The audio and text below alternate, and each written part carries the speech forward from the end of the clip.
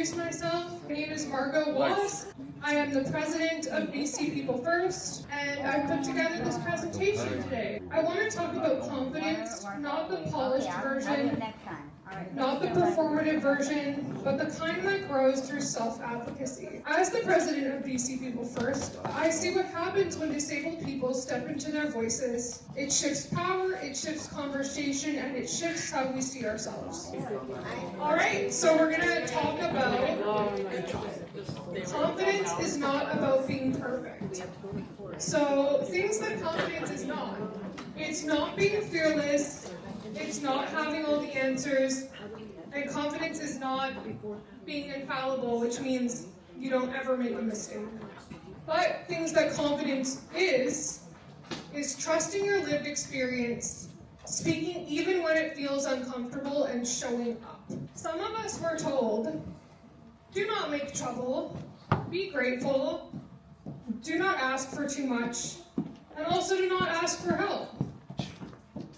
So lived experience is expertise. Your lived experience is your knowledge, your insight, your understanding, and your leadership. So with that, I feel like every person that is or wants to be a self-advocate probably already has a lot of these traits and qualities, and maybe some of us don't know how to necessarily use them or to find ways to help others with the things that we do. Because self-advocacy certainly can be for ourselves, but when we come together, we're certainly advocating for ourselves, but we're also advocating for our peers.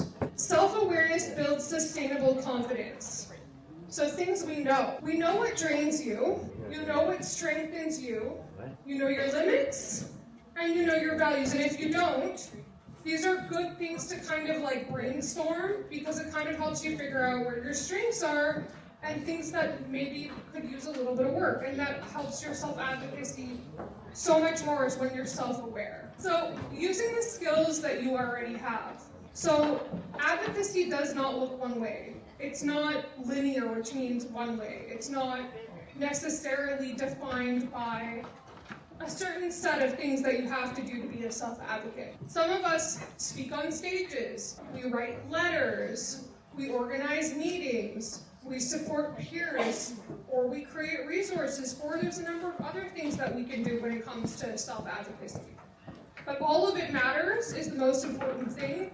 So whatever your self-advocacy looks like, the fact that you are self-advocating, that does make a huge difference in the world. And when we come together and we advocate for change, a lot of the time entities like the government and stuff, if they don't hear from us, then how would they know that they're doing something wrong? You know, if they think that what they're doing is okay, and we're not saying anything, then nothing's going to change. What I like to say is, you have to raise your voice a little bit in order to make change. And when people say, oh, you're complaining too much or whatever, I look at that as you're being proactive and you're finding a way to use that frustration to help other people.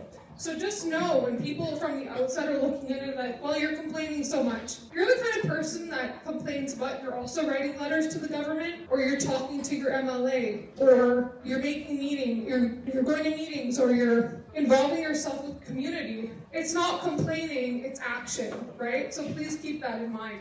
That is a big thing to feel empowered by it. I get people online being like, I don't like this, this, and this, and I'm like, well, are you actively going out trying to change it? Because complaining online is one thing, but taking real actionable steps, that's where we make change for others. Or even ourselves, absolutely. And sometimes when you identify something that you see a need for, there's so many other people that you're actually advocating for at the same time. Thank you, Charlene. We need to also recognize, though, that your boundaries are part of your confidence. Right? You don't owe anybody things like immediate responses. So if somebody's vying for your attention and they're like, you need to write me back, or you need to phone me back, or whatever it is, you don't owe them that. So remember that, the access to your personal life, you don't necessarily owe that to anybody, even if you feel like you do. And we don't all have unlimited energy. I know I need a good nap once in a while. I'm sure some of you can relate to that.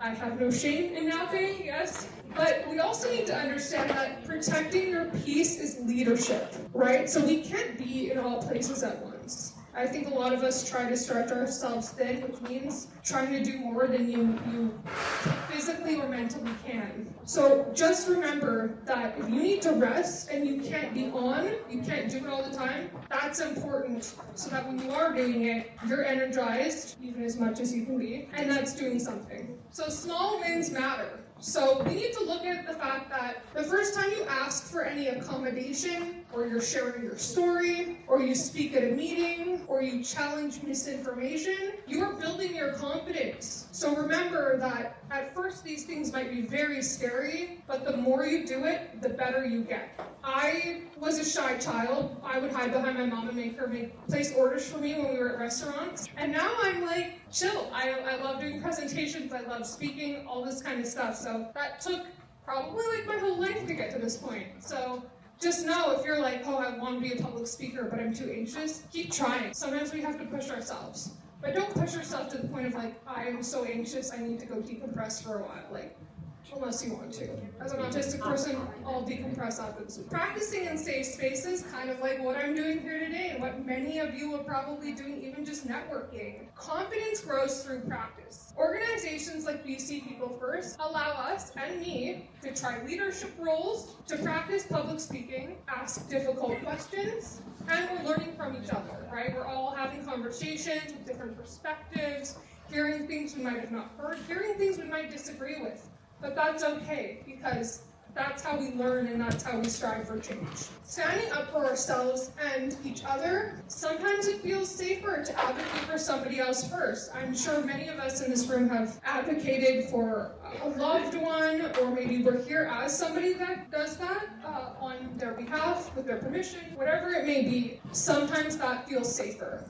Sometimes we have to be more comfortable advocating for somebody else. Obviously, with the right perimeters and permissions in place. That's okay, and self-advocacy grows when we see others doing it. So maybe many of you have witnessed a very strong self-advocate. You're like, you know what, that person, that's what I want to do. That person makes me want to do it. I want to connect with that person, and I want to continue self-advocating because I see how empowered they feel, and I see how much they care about me and all these causes. So keep that in mind when you're connecting with people. Is there something that maybe you can talk about, something that you can get from that person that will benefit you in your own self-advocacy journey? And not in like a selfish way, but in a way where you're like, wow, like what they're doing is going to help me help myself and help others. So self-advocacy can change power dynamics. When we speak about our needs, we're shifting conversation. We're challenging assumptions. So I would say that a lot of people probably think autistic people are,